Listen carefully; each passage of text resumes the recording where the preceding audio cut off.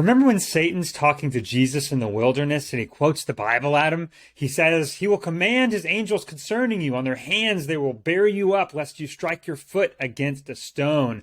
What is he doing there? Why is he quoting that to Jesus? Stay tuned. We'll talk about it.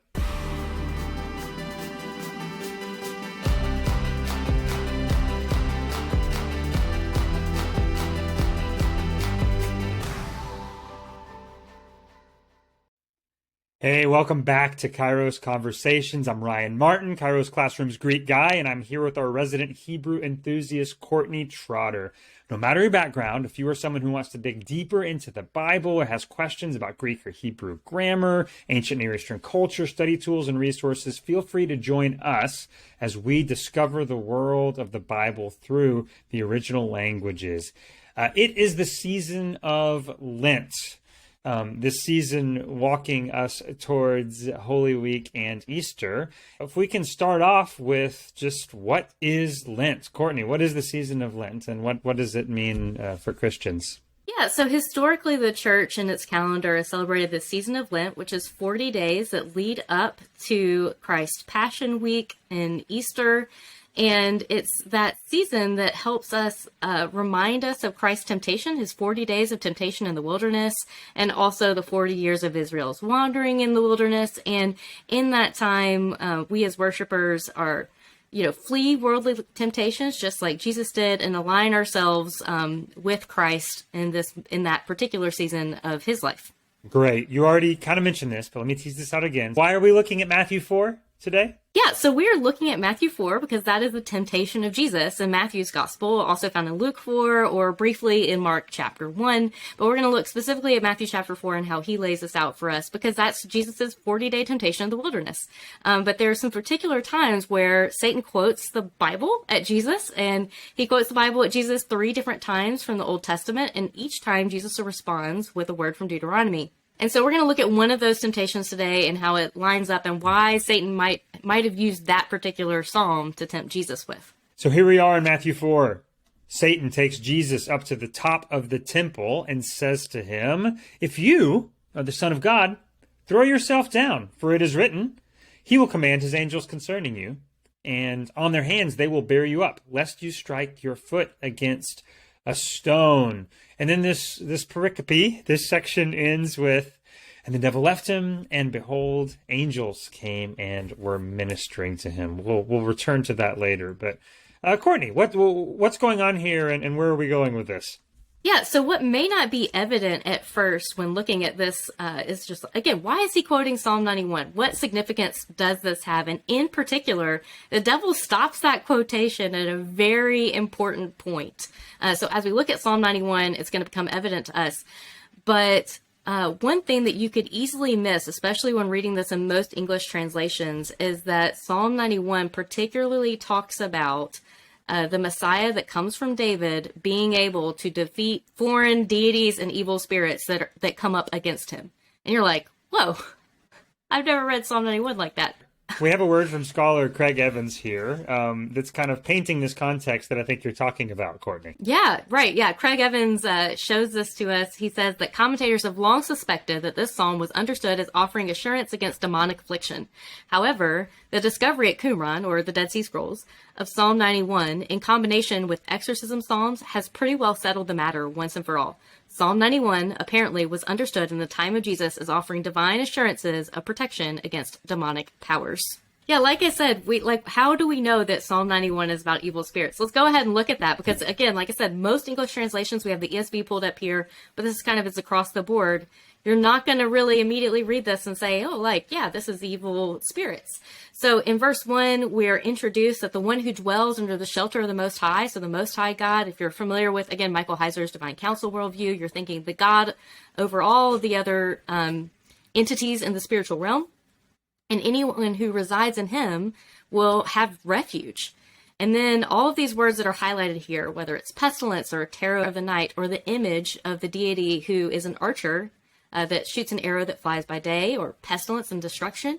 All of these are references to Canaanite deities.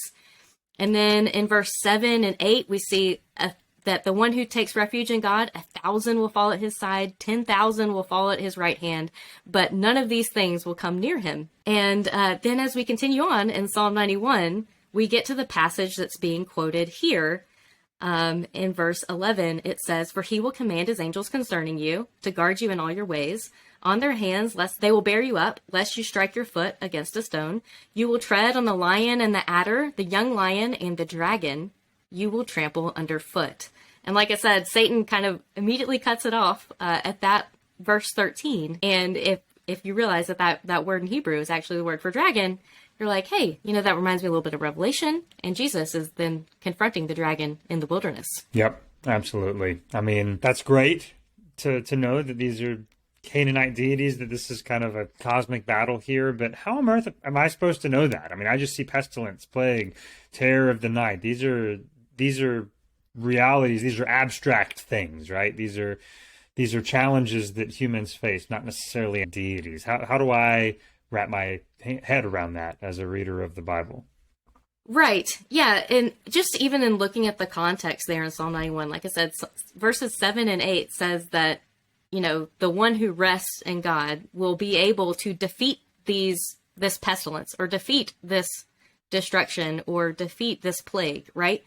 And 1,000 will fall at his side, 10,000 at his right hand. This immediately reminds me of David, where it says Saul had his thousands, David had his 10,000s. So Saul you're loved just that like, song. Saul was totally a fan of that. Not jealous at all. But you're just like, how is the Lord, the one who takes refuge in God, how is he like literally defeating a famine? How is he going to do that? So you kind of almost have these as personified personified things in the psalm itself. Especially if you have this worldview that we discussed with if you haven't seen our Michael Heiser tribute, go watch that. If that's your background assumption of the way that the Old Testament worldview worked, then maybe you're more likely to see this and pick up on it, right?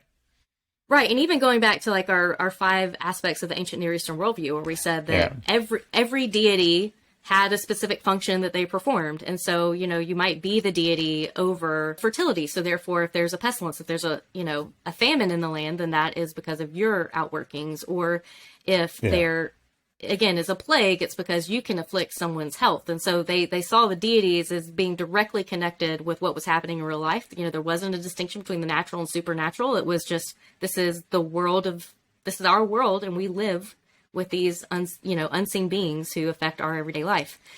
So it wasn't this bifurcated reality. So again, if you get the mindset of the ancient Israelite in your head, you become familiar with that ancient Near Eastern worldview, then you realize that these forces are not separate from the activity of ancient deities.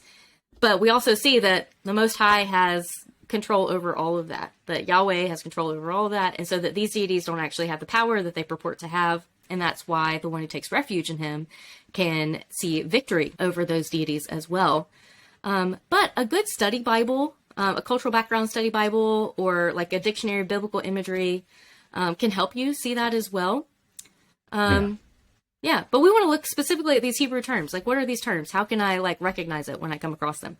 The one for pestilence, or that kind of brings up the mind of famine in my head, is deber.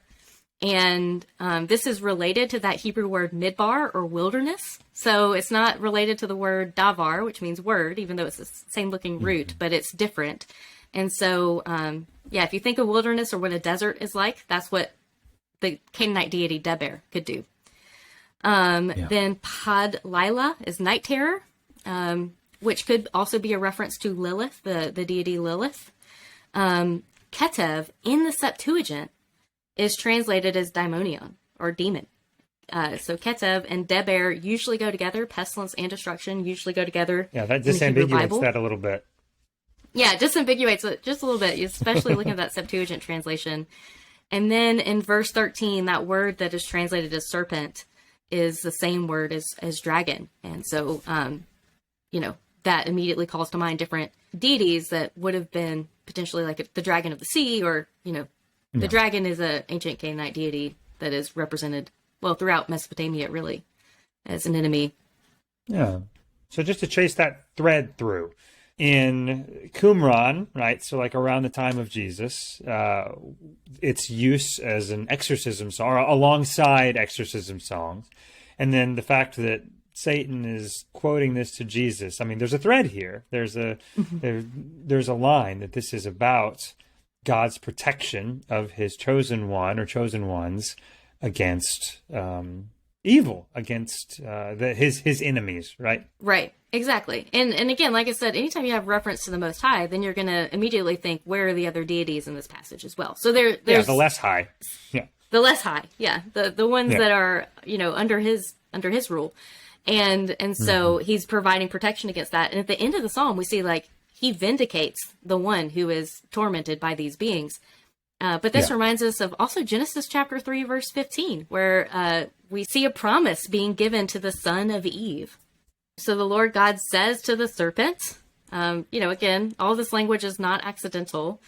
I will put enmity between you and the woman, and between your offspring and her offspring. He shall bruise your head, and you shall bruise his heel. Again, in Psalm 91 and verse 13, it says that this son of David, and now we see son of Eve, is going to trample the dragon. The dragon, that ancient serpent, to use the Revelation language. That's great. I mean, again, this is an Old Testament worldview reality that is strange for us as readers, but we see when we don't adopt that, when we don't pick that up and read through that lens, we miss the connection. We miss the why. So can we bring this back in a very direct way? I mean, if you were to put this in a phrase or two, like, what is Satan doing? Why is Satan saying this to Jesus? And what can we learn and be encouraged by in the way that Jesus responds / doesn't respond? Yeah. So again, when you're wondering, when you're looking at an Old Testament quotation in the New Testament, you really need to go and look at the context of that quotation in its entirety, because that will highlight the significance for you as to why it's being quoted then. So again, Satan is coming to Jesus and saying, hey, you have this protection, right? You have this ability, and why don't you use it? God says he will send his angels concerning you, right? And that you should be able to defeat me right now, right? Is this going to be the fulfillment of Genesis 3:15 right now here in this wilderness? We get this quotation all throughout the Gospels, but Jesus says, my hour has not yet come. There's this moment where it's supposed to happen. So you kind of see this showdown between the dragon and the Lord's anointed in this whole new light that, again, Jesus is supposed to have victory over this being, and the being is challenging him. Yeah, Satan's saying, all right, let's go. Like, this is who you are. I mean, it's kind of forcing the issue, right? I don't know. It makes me think of the demons, as Jesus confronts them, saying, we know who you are. It's cosmic. It's a battle. It's the tensions and stakes are high. Again, when we think very locally and individually about these realities, we can miss these things. And back to what you said about the New Testament's use of the Old is so true and so important. And I remember encountering this reality for like the first time in seminary, that when New Testament authors quote the Old Testament, that they are implicitly referencing that entire text that quotation comes from. And that's not, I think for a while I was like, that's interesting. What a fascinating way to use language. But we would have the same assumption if we knew the Old Testament as well as the authors and original Jewish audience of the New Testament, and much of the Gentile audience that was wrapping their head around the Hebrew scriptures would have had. They knew their Old Testament like the backs of their hands. So when these two lines from Psalm 91 come up, without even having to recall the rest of it, it pops into their head. Much like us hearing the line of a song, and that whole song comes into our head. So this is exactly what Satan's doing, and this is exactly how the readers of the Gospels, the hearers of the Gospels, would have interpreted this. Right, exactly. And he's trying to see, can I actually kill Jesus? Like, if he were to, like, jump off of this, like, does he actually have that protection that God promises? So whether or not, like, they're going to get this epic showdown that Satan has been trying to have with Eve's, the son of Eve, the whole time, or he's going to be able to actually touch and afflict the Lord's anointed. Yeah. And so it, again, brings it into a whole new light. Like, It's not just any kind of quotation. And if we're thinking, again, all the way back to the garden, as this text would kind of force us to do, as Psalm 91 would force us to do, then we're thinking, wow, every single time Satan tempted Eve, like everything that Satan said to Eve was 100% true and came true. So he was right, but it was still a temptation. And this that Satan says to Jesus, everything that Satan says to Jesus is 100% true. Jesus can make bread from nothing, right? We saw God give provisional bread in the wilderness to the Israelites. Yeah. Jesus does the same thing in the feeding of thousands in his ministry. Jesus will have ultimate victory and be vindicated over Satan after being afflicted by these powers. And the New Testament is not silent about that. Paul and the author of Hebrews talk about that Christ's victory is a battle over the principalities and the powers. You see that in Colossians chapter 2. It says that this he set aside, nailing it to the cross. He disarmed the rulers and authorities and put them to open shame by triumphing over them in him. So it was at his cross that he is finally able to trample the serpent, even though the serpent bruises his heel. I want to stay there for a second, because I think this is at the heart of the Gospels, at the heart of the New Testament, really. This is the vindication of God's chosen one against the evils of the world, the powers, the principalities, and it is God having victory over his enemies, but it's a very different kind of victory than the one that maybe Satan is expecting when he quotes this to Jesus. It's a very different kind of victory than the one we see in Imperial Rome, or any kind of military power in the way that the world defines it kind of thing. So yes, we do have vindication. Yes, Jesus is victorious over Satan, over all of the enemies of God, but it's a different kind of victory. Jesus doesn't take the bait here to see power and victory the way that Satan or Rome, for that matter. Again, borrowing from a comparison that is all over the book of Revelation, right? He doesn't take the bait. And I think I kind of skipped over this earlier, but we see this even more fulfilled in Hosea chapter 13. Again, these deities that when translated in English, we don't normally see them as deities, but it gets picked back up by Paul. In verse 14, he says, I shall ransom them from the power of Sheol. I shall ransom them from death. Mot is one of those Canaanite deities, the deity of death. O death, where are your plagues? Deber. O Sheol, where is your sting? Ketev.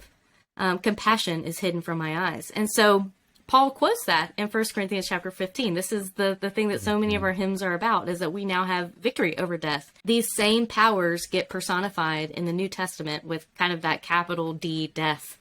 And that's the last victory to be defeated in Revelation is death itself. That's great. Yeah, glad we went back to that. This is the kind of center of the story of the Bible. God's victory in Christ and our participation in that. Thank you, Courtney, for showing us Matthew 4 in this new light and helping us understand Psalm 91, its original context and its connection to that. Anything else that you want to leave us with before we sign off here? Right. Yeah. Like I said, Satan was right about all of these temptations, and even like God sending his angels to minister to Jesus. That's exactly what happens at the end of Matthew chapter 4, is that the angels come and minister to Jesus after the temptation. And we know that it's a spiritual victory that raises him from the grave as well. So God does not allow, the apparent victory of the evil one to remain that way, and does vindicate, again, the righteous. And so that hope that we have in Jesus Christ is the same hope that we have as believers today. If you want to be able to see these things for yourself, like I said, the Dictionary of Biblical Imagery, or this now out of print, but you can find an electronically resource called the Dictionary of Deities and Demons in the Bible, will help you, again, see some of these words that get translated as their phenomenon, and see how they would have related back to the deities that they were talking about. So yeah, those are a couple of resources there that can help you find those things. If you enjoy this kind of content, looking at the Bible through the lens of its original languages, like this video, subscribe. We do these videos every week. We talk about something in the Old or New Testament through the lens of Greek or Hebrew, and talk about why it matters to followers of Jesus. So stay tuned. Check out our coming videos. Go back and check out our old ones. Join us on Patreon. You can support us there if you like. We will see you next time on Kairos Conversations.